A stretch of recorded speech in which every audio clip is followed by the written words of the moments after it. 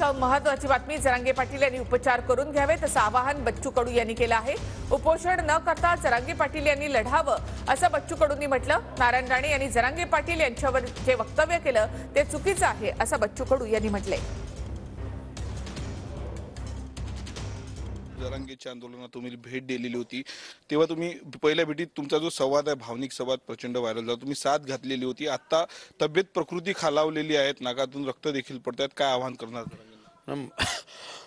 मला मी नेहमी सांगितलं का उपोषणाचा मार्ग त्याने घेऊ नये।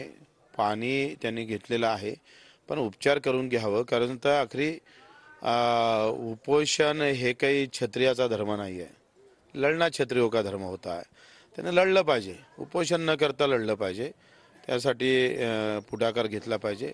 उपोषण त्यांनी करू नये, लागेल पुन्हा वेळ घ्यावा, एक चांगली मजबूत पुन्हा आंदोलन मजबूत करावं आणि मग आक्रमण करावं। नारायण राणेंनी ट्विट केलेलं आहे की मनोज जरांगेंनी आपली मर्यादा ओलांडू नये, आपली अवकात ओळखावी आणि अंथरुणावर पडून त्यांनी नाटक करत राहावे असं म्हणतात नारायण राणे। मला असं वाटते का जरांगे नाटक करत आहे असं मला वाटत नाही। जे काही नारायण राणे बोलतोय ते फार चुकीचं बोलतात, कारण एखादा माणूस जेव्हा उपोषणाला बसतं आणि 3 दिवस पाणी पित नाही, त्या बाबतीत विरोधक जरी असला तरी आमच्या भूमिका त्याच्याबद्दलच्या आंदोलनाबद्दल प्रामाणिक असल्या पाहिजे, कोणी असो, कुठल्याही जातीचा असो।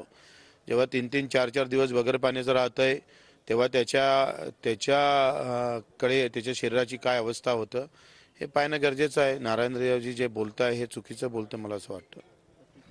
हे होते आमदार बच्चू कडू। कॅमेरामॅन अनिकेत दहातोंडेसह मी स्वप्नील उमाप, TV9 मराठी, अमरावती।